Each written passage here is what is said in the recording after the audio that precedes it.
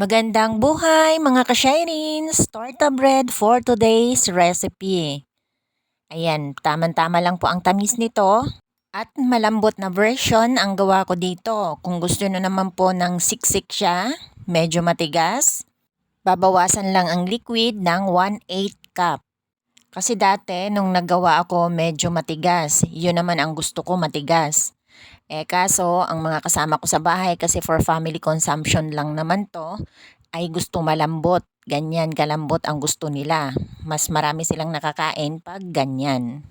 So hayaan at umpisahan na natin. Sa mixing bowl ay meron na pong 1/2 cup ng butter. At naglagay naman tayo ng 1 large na egg. 1 1/4 cups na sugar and 1/2 teaspoon ng iodized salt. And then, imimix lang natin yan hanggang sa matunaw ang asukal or hanggang sa mag-combine lahat. At dapat po yung butter ay room temp na siya. Pero hindi rin naman siya yung natutunaw.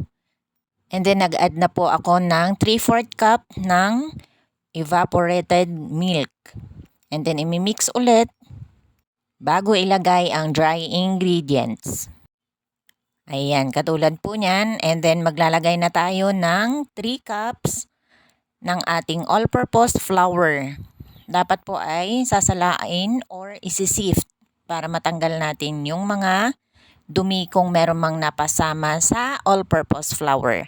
And then maglalagay tayo ng 1/2 cup ng powdered milk at 1 teaspoon baking soda, 1 1/2 teaspoon baking powder, and then isisift natin at imimix hanggang sa walang lumps.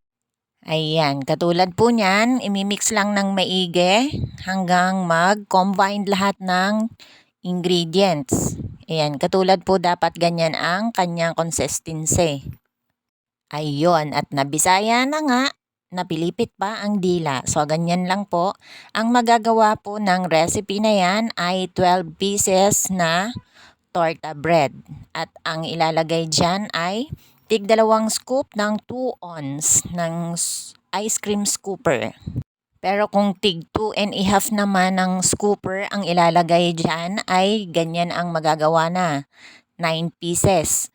And then maglalagay lang tayo ng oil. Isasawsaw lang saglit yung spatula or pwede rin namang papel na inano siya, papel na tiniklop, bond paper na malinis, at yun po ang ilalagay natin. Preheat ng oven ay 10 minutes and then ibe-bake siya ng 30 minutes over 250 degrees Celsius. So ayan na po ang finished product. Thank you for watching.